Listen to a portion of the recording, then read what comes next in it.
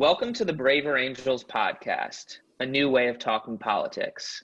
I'm your host, Ciaran O'Connor.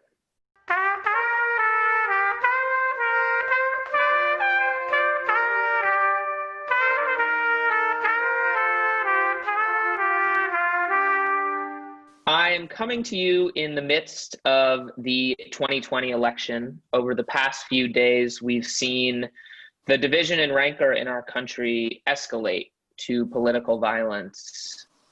2 protesters were killed. A couple days ago, a Trump supporter was killed. Clearly, the consequences of polarization and political hatred are continuing to swirl in our society. Braver Angels hopes to give Americans a chance to talk about their political differences in a constructive and a healthy way, even when, and perhaps especially when, it feels this divisive and this animated. To that end, we launched the 2020 campaign in July, a campaign to help Americans navigate the election, to help them talk about politics, to help them talk about President Trump, to help them talk about Joe Biden, to help them communicate who they're going to vote for, hopefully with the recognition that regardless of who wins in November, we're still one country and we still do need to work together. In July, we tackled the issue of race. We held debates on police reform, systemic racism, reparations. In September, today is September 1st, we are launching a month called Trump's America. We are conducting a series of programs, debates, forums, conversations, podcasts that we hope will be of particular concern to conservative-leaning Americans. And to that end, on the podcast, I am launching a series of conversations with Braver Angels members who classify themselves as red, who lean conservative, who tend to vote Republican over Democrat, and who tend to support or at least remain sympathetic to President Trump. I am starting today with our first interview in this series with one of my favorite Braver Angels. I'm joined today by Carlos Hernandez. Carlos is a Stanford University educated engineer and problem solver. He is American born, a native San Franciscan, and a Latino. He's been a businessman for 28 years, and he is a proud graduate of Phi Kappa Psi fraternity. Carlos, and I'll let Carlos talk a little bit more about his politics, tends to support President Trump. He also believes deeply in the work of Braver Angels. We're going to have a wide-ranging conversation today. I'm also going to talk a little bit about my own politics. For listeners who don't know, I worked on the Obama campaign in 2012. I worked as a Democratic political consultant for a number of years, and I worked on the losing effort in 2016 to defeat Donald Trump. And I believe deeply in having these conversations. I'm also deeply opposed to President Trump. And I believe that we can have conversations in which we remain honest about our convictions, that we don't try to paper over or cover up differences with niceties and false notions of civility, that we're here to talk about the hard stuff, but we're here to do it in a way that respects the fundamental dignity of one another as human beings and as Americans, in contrast to many of the engagements we're seeing online and offline, which inevitably result in demonization, intended humiliation, and now political violence. Carlos, thank you for coming on this podcast, for being brave, and for being a Braver Angel. Thank you, gracias, and mahalo. De nada. So first, tell our listeners a little bit about yourself. Where did you grow up? If you can see the picture behind me, those are my parents, Rafael and Emilia. I was blessed to be born to them in the city and county of San Francisco. There aren't very many of us who can claim to be not only American, but San Franciscans. That's where I grew up here. I, of course, migrated to Palo Alto to attend Leland Stanford Junior University. Spent 12 years living in the East Coast, i.e. Pittsburgh, Pennsylvania, and then, Long Island, New York. I want to get my Long Island accent going on. And returned back home to California in 1991. And I'm also blessed to reside on the island of Kauai in the state of Hawaii. And so, Carlos, a broad question here. Tell me a little bit about your politics, and particularly, what are some of the experiences you've had that have shaped your worldview, how you think about politics in the United States? My best metaphor is the following. I am a red angelfish swimming in the fishbowl, and the bowl has blue tinted glass and blue tinted water. That's where I live, in the sea of blue. And here's the irony. I was raised to be a Democrat and converted, defected 4 years ago. And why did you defect? Anger was the primary emotional motive. I wanted to get some sense of control back. I was a small business owner. My sibling and I inherited a property from our parents. It was a 62-year-old family-run business. Imagine Hispanics having bought property, as my parents did, in 1955, in the white suburbs of Daly City, just south of San Francisco. Imagine those two Hispanic parents, factory workers. Father didn't go past high school because they served our nation in World War II. Mom didn't go beyond middle school. And they had the American drive, the red term personal agency to buy property and pay it off in 2 years. I found that out after they passed. And then save $15,000 cash to buy an apartment building in a now famous Mission District. And the conversion, the defection from the Blue Party, driven primarily by the politics of the city and county of San Francisco. That's what generated my migration. In fact, I'll use a metaphor. I did climb a wall, and not between our country and Mexico. I climbed out of the blue silo known as San Francisco. So what I'm hearing in terms of the impetus for your defection is some revulsion toward the blue side, toward potentially what could be called liberal values, at least insofar as how they've been evolving. Obviously, 4 years ago was also the rise of Donald Trump and a transformation, some might say a hostile takeover of the Republican Party. So on the flip side, what is it about Donald Trump and redness, as you might refer to it, that attracted you?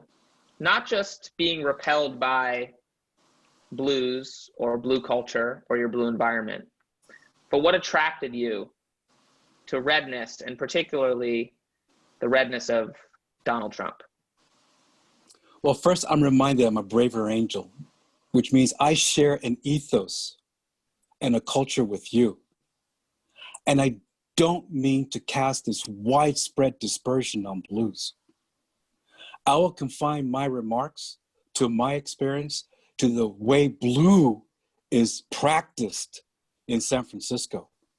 Gosh forbid for me to judge those that live elsewhere that are blue. My experience is grounded in this small area, 7 by 7 square miles, 49 square miles is the kingdom of San Francisco. 825,000 people is the official population. And what attracted me about the redness as portrayed by Donald Trump goes back to my other experience, living on Long Island, where I began to absorb what Frank Sinatra says or sings. If you can make it there, you can make it anywhere. I'm used to the brashness of New Yorkers. I'll be mindful not to swear on this podcast. But a New Yorker will tell you to your face, go, 3 letters, F yourself. To your face. Whereas in California, it's behind your back. So I was not put off by his personality. Again, if you can make it there, you can make it anywhere. Because in New York, you got to compete for space. To live, to eat, to shop, etc. So I wasn't put off by the personality. In fact, I liked it about him very much. That is what I found attractive about him. When I saw him on television, he was speaking my New York language. If I took you to Long Island, I think you're from certain parts. Yeah, that's how we roll, New Yorkers. I began to absorb that New York mindset, if you will, to compete, to say what's on your mind up front, whether you like it or not. It's your business to deal with it if you don't like it. That's what attracted me to him. And what about President Trump's agenda? Ooh, I gotta be careful. I don't go down into a rabbit hole here, but I'll open it myself. The specific agenda which attracted me in relation to my experience as a San Francisco-based landlord who's also Hispanic was the issue of immigration. The issue of immigration. My parents, you see behind me, they didn't know the word rule of law. It wasn't in their language. But law and order was. Right from wrong was. And being Catholic, it was emphasized. Imagine me being 10 years old, in front of the principal, Dr. Camoyan, Samuel was his first name, Thomas Edison Grammar School in the Mission District of San Francisco. I don't know what I did to deserve to be there, but I was. And my parents were flanking me. And my mom picked up a ruler that was on his desk, gold-plated, substantially sized ruler. And she asked him, "What do you do with this?" I'm not sure if he laughed or cringed. He said, "It's how I issue discipline." And my mom said to him, and she was sitting to my side, "Do not call us for permission to use this on Carlos. You have it up front." I sat there as a terrified 10-year-old to respect authority. Respect authority, hence the immigration issue. So I'm hearing an appreciation for Donald Trump's willingness to be brash, to be direct, even if it means being vulgar, and for his commitment to an immigration reform that places a heavy emphasis on the rule of law. When you think about President Trump and you think beyond the qualities that draw you to him and mean that you're going to vote for him in November, what reservations do you have? Is there anything that makes you think twice? I would be a fool to say no. Because if I said yes or no, your podcasters would be laughing and maybe even hitting pause and not want to finish the rest of this interview. So here's my imagery for the audience. A stool, a tripod, the most stable structure on earth, a tripod. One tripod stands for principles, one tripod stands for policies, and one leg of the tripod stands for personalities. He draws a lot of attention regarding his personality. I am not a qualified mental health professional to judge his DSM code. Not for me to say. Not for me to say. And for those who do want to judge him, go right ahead. And because I'm a Catholic, Christian, I'll refer you to the gospel of Jesus, where a crowd of Jewish leaders were about to stone a woman accused of adultery. And the great prophet Jesus said to the crowd, among you who has not sinned, throw the first stone. So for you podcast listeners, without sin, go ahead, throw the first stone. How do you feel about the assertion offered by many liberals, and one with which I'm highly sympathetic, that at his core, Donald Trump is not a uniter, that he is a divider, that he cares less about representing and uniting all Americans and more about winning, about promoting his own interests and fighting for the folks that I think he calls my people, a qualification that does not extend to liberals. How do you feel about that troublesome, liberals might say, core quality in the president? I'm drawn to two people and their observations. One is Condoleezza Rice from my school. She now, I believe, is at the Hoover Tower. And in her book called Democracy, one of the easiest things that she wrote was, democracy is messy. The other is a CNN panelist, at least he was, David Gergen, who served in 2 administrations. He spoke as a guest at the Commonwealth Club in San Francisco, bipartisan, by the way. And he was asked that same question just after the election. And I'm not going to try to pronounce the Latin, the e pluribus, etc. And he mentioned the following. In our current state of the United States, where our melting pot is so diverse, there isn't a majority anymore. It's going to be messy. Going to be messy. I challenge anybody in the audience, is your marriage not messy? Is your family that united? Really? If you can't unite your own little family over issues of alcoholism, unemployment, etc., then who's going to be that big to unite the whole country? I don't think so. Heck, George Washington, in his second administration, my data is from the History Channel. If they're biased, oh my God, I'll be sad to hear. During his second administration, folks were really upset at him for imposing taxes. And a group of Americans in Pennsylvania wanted to break away and fight.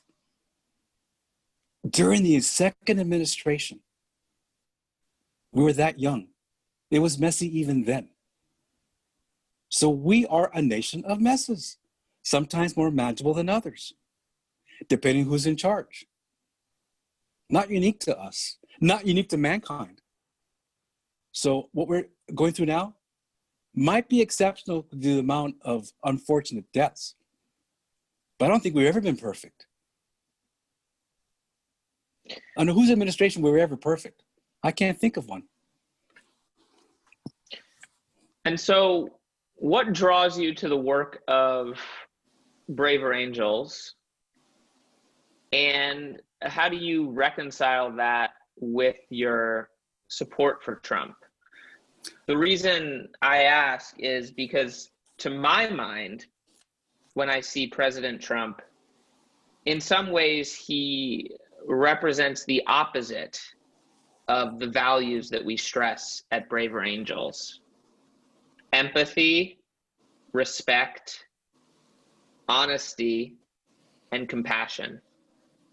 What I see in President Trump often, in my experience, is not honesty. It's a willingness to completely lie. I don't see empathy. I see cruelty. I see transparent efforts to demean and humiliate those he perceives as enemies, a word that he himself has often used to describe his political opponents. I see a casual inclination to try to demonize, to disparage, and in his mind, to dominate. I don't know if that impression squares with yours. I imagine it doesn't. How do you think about those qualities that I would argue President Trump embodies? And then how do you think about that aligns with the values of Braver Angels and the work that we try to do, which places such a big emphasis on empathy, honesty, and understanding?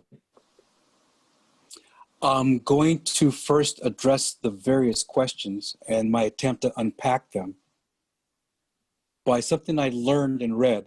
I believe it was the departed Supreme Court Justice Scalia, or one of his colleagues was known to say, when people were arguing before the bench, I'm not tracking your question. So I'm going to try to track your various questions and unpack them thoughtfully. And I'm going to practice a Braver Angel principle. My reply has to be from my personal experience. Why and how I am where I am now is simple enough. After I made the decision to vote for who I voted for, which is my business, no one else's, in the glow of the inauguration day, I walked down the street of my neighborhood, zip code 94131. And I came across a storefront, a pet shop. Oops, I just outed the guy. And I have a photo on my phone, but I'm not going to fumble with it now. And it had a dozen Trump dolls hung in effigy. I couldn't believe what I was seeing. In public, storefront, San Francisco, a bastion of blue, a bastion of compassion. Really? And then I walked by, my stomach was upset. And I had the guts to walk back in, gracefully ask the storekeeper, what is that? And his reply was, oh, it's just a store display. To which I said, oh, would you have hung African-American dolls like that? Would you have hung a doll of a Jewish rabbi like that? What does this have to do with Braver Angels? It's safe to come out of the closet in Braver Angels. When I heard of this organization and the safety they offered, and I attended my first workshop in Alameda, the Red Blue workshop, I drank the Kool-Aid. And I really drank the Kool-Aid even more when a blue across the table from me, a female, which I made anonymous for now, discussed what it was like to be a blue on Facebook and being assailed by fellow blues because she wasn't blue enough in the Berkeley style. Holy cow, we now have common ground. We're both being assailed for our values and convictions. Hence, we're both in Braver Angels. Hence, we're both co-chairs. Because this is a church of safety, grounded by its ethos, its culture, and our fellow angels to the most part. I'm not saying we're all perfect. That's how I resolve the conflict. I can be me in this room, on this call with you. I'm retired now. But I have fellow angels that you might even know would not do this. Why? Because their employers would fire them. Yes, dismiss them from their jobs. We had a Braver Angel on a Silicon Valley Zoom call months ago. He was so afraid of his email being released. Why? Because a colleague in Silicon Valley got fired by the blue CEO because he was a red. Talk about being assailed. Oh, let's talk. That's how I resolve the conflict. this church is safe to be and express who I am without being the other word with how many characters? 7. Starts with an A, ends with an E. I think that's a powerful expression of exactly what we seek to do at Braver Angels, which is to provide a safe space. Amen. For people to be themselves and for people to develop relationships and find common values, even when they have sharply divergent political beliefs, even when the politicians that they support might draw utter anger or utter contempt. So I appreciate you sharing that, and I think that I hope it's empowering for our listeners to hear, blue and red. And I'm not done yet. I'm not done yet, Ciaran. I'll cut you off right here because I met you in that context last year in St. Louis. And it was the opening night at Washington University. And there we were, 250 of us, balanced, by the way, because you guys scripted it that way, which was cool for me. And we sang American theme songs. OMG, God bless America. We were there as Americans. How wonderful, how sweet it was to taste liberty that way. I knew right then and there as a Catholic, because we love music. We love big services. I'm in the right place. I am in the right church. OMG.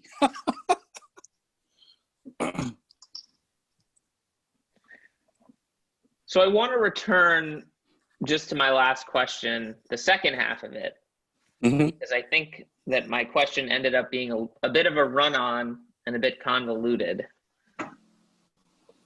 How do you think about what some might see as the dissonance between the values of Braver Angels, openness, honesty, vulnerability, empathy, and the values of Donald Trump?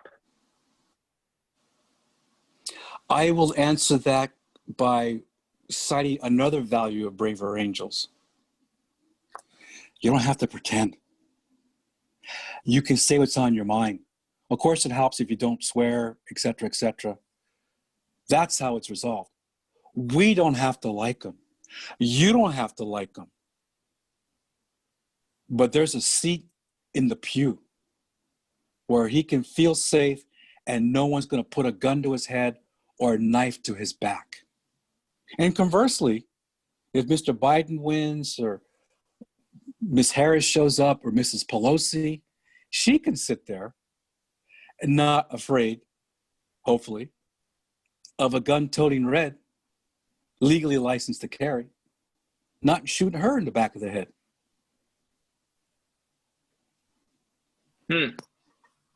I completely agree. And I think that ultimately, in some ways, there's a fork between conversation and violence. One of the reasons that I'm so deeply opposed to President Trump and why I feel that he presents a threat to our mission is that he does not condemn violence. He does not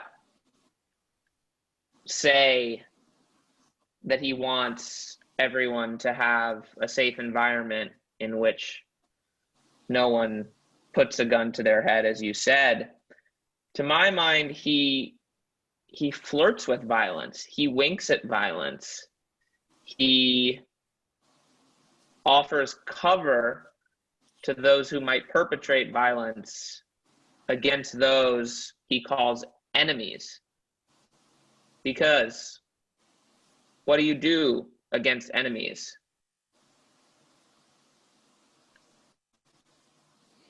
I'm going to unpack that thought again with another personal experience. The media. I was interviewed by a New York Times reporter who we gave permission to at a Braver Angels Alliance authorized workshop, Red Blue. And she found me fascinating. Oh my God, you're brown and a red? Really, Carlos? In San Francisco? What is your gig? And I told her, because she was composing an article. She called me 3 days before it was published with a sort of apology. Her editor told her to change it. Sorry, Carlos. All I want to know is your official age. If you go back and find that article, and you read what she wrote at her editor's direction, and you interview faithfully the dozen of us brave readers around the table, it was spun. So I don't bite on what I see in the media about what Don says, what Donald doesn't say, because it might not be in context. Like my interview was not in context at an authorized Braver Angels event. So until I meet the man myself, spend time with him, in the end, his judge is his creator. His second judge is his spouse. His third judge is his kids. And his fourth judge is his therapist if he has one, or his confessor. Not for me to judge. Not for me to judge. Because I dare say, a lot of our presidents have closets too.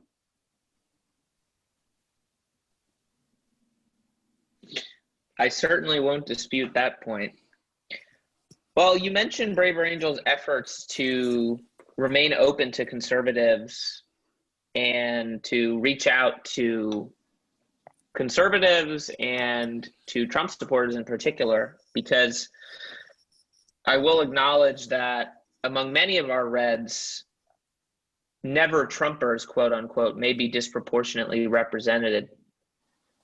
I guess I would ask, how do you think we're doing when it comes to pursuing our mission on the Red side? And how can we do a better job? Well, again, from my own experience, I find the Church of Braver Angels, and I say it with affection, to be open and attractive. I get to do what I do. I've not been told once to change my mind. Now, mindful, I better be a nice person with speaking with you and the others, so my message isn't discounted because the messenger's being, a butthead. This question comes up a lot with us Reds. I think they're like me, in the closet. Especially Black conservatives, especially Hispanic conservatives. Are they out there? I suspect so. And they get to exercise the American privilege of privacy. No one will never know what box they checked when they go to the mailbox, or what lever they pushed in the old-fashioned booth, or whatever digital tool they use to vote. I believe we are out there, not safe to come out. They're exercising their right to privacy. That was me. Heck, I got nervous when you called to ask me to do this. Really? I wanted to say no. I wanted to chicken out. I said to self, I'm 63 years old. I'm not 38 anymore, worried about my next paycheck. If I don't say it now, when will I? So thank you for the leadership you guys have to even do something like this. That takes, here's a New York word for you, that takes chutzpah. To plan, to plan an event in September dedicated to Trump, I can imagine the Blues are howling. But as a former New Yorker, Long Islander, chutzpah, yeah. Yeah. And for all I will say about Trump, I think the man does have some chutzpah. Even if I believe that it's directed toward very destructive ends. Here's my hope. Carlos, go ahead. Go ahead. Here's a big stake to what we're about. Berkeley, California, the bastion of blueness. They're now an alliance. I'll name the current leadership, Maxime Shogren. I hope I didn't mispronounce his name. I call him Rabbi out of affection. He admits he's bluer than blue. Linda Spencer, I believe, is a paid member of Braver Angels, and Joel Schaefer. They're now one of us because they got Reds on the team in Berkeley. Holy cow. Why did they become one of us? They could have done something else because they want to have a legitimate conversation with the opposite side. They got tired of their own echo chamber. They got tired of arguing with themselves. And if it wasn't for COVID, I'd be going over there right now in my red shirt, my Stanford red shirt, with his Berkeley Cal Blue shirt, having a knish, having a real bagel, having a cup of coffee. And in the Jewish culture, you talk, you get animated, but you still talk and listen. Absolutely. Yeah. I think that's exactly what we're about. And that's why I'm glad you came on the podcast and you agreed to be my guinea pig. I guess before we go, I would turn it over to you. And I wonder, do you have any questions for me? I do. I have questions for you. And then I have a couple things that have caught my attention over some books that I've read. And I'm going to ask you this in Braver Angel style. Which aspects of blue and red, notice I said and, not or, attract you? Well, I'll start with red. And I will ascribe to the red side conservative values as I see them, the conservative values that I find valuable, honorable, and those for which we should strive. Honesty, decency, integrity, virtue, rectitude.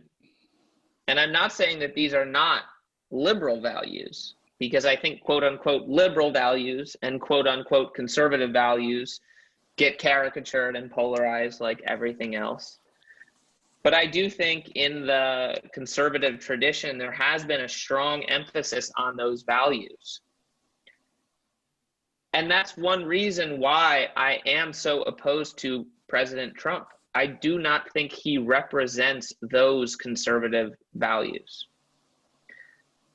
On the other side, when it comes to values that I saw in Barack Obama, for example, who's the reason that I got into politics in the first place, I think that Obama is ultimately someone who believes in American ideals and the pursuit of a more perfect union. If you look at a lot of Barack Obama's rhetoric, it could be taken from the Braver Angels website. Now, I know a lot of people think he was slick and smooth, and deep down, he hates conservatives. I thought that, interestingly enough, Barack Obama actually exemplified a lot of those values that often get associated with conservatives. Family, decency, even-handedness, and a recognition that we need to pursue fairness and equality and justice if we are to fulfill those founding values. And I think there is a way to reconcile. In some ways, the two notions complete one another. And I worry now that in the polarized environment and the rhetoric you hear coming from people on the extremes, there's an expression that there is no way to reconcile this, that we are two countries. And I wonder where things go. I wonder, to be facetious, what happens if on election night, President Trump claims to have eked out a narrow victory in the Electoral College, despite losing the popular vote by President Trump. A week later, after all the mail-in ballots are counted, the Democrats say that they've won the Electoral College. Then the Supreme Court decides in a 5-4 partisan decision that President Trump will remain the president. You know what I think Gavin Newsom will say? Not in California. He's not the president. And then where do we go? So I think it's important to articulate, advocate, defend, and pursue your values. And I know I'm going to do what I can between now and November to help Joe Biden win the presidency, to help the Democrats take the Senate.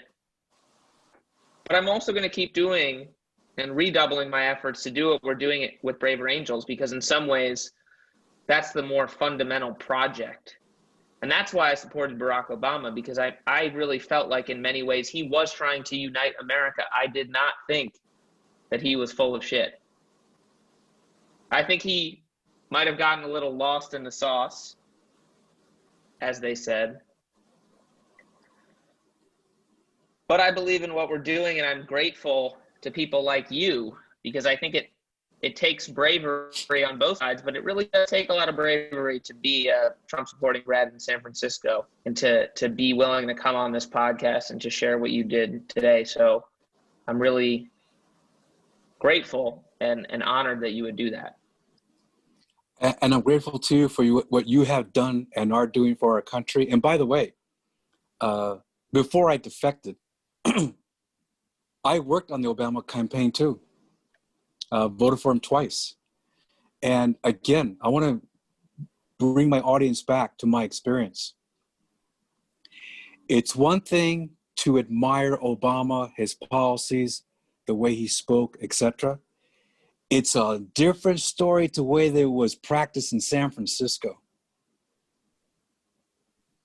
And that's what I was afraid of, or am afraid of, if the rest of the country becomes like us.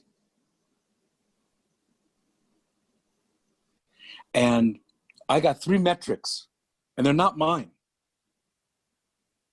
The first is from a book called Soul of America by John Meacham. And he quotes Teddy Roosevelt, who listed 3 duties for Americans. I'll only quote the last one. We need to do what we need to do in accordance with the highest principles of honor and justice. No mention of color there. Values, honor, and justice.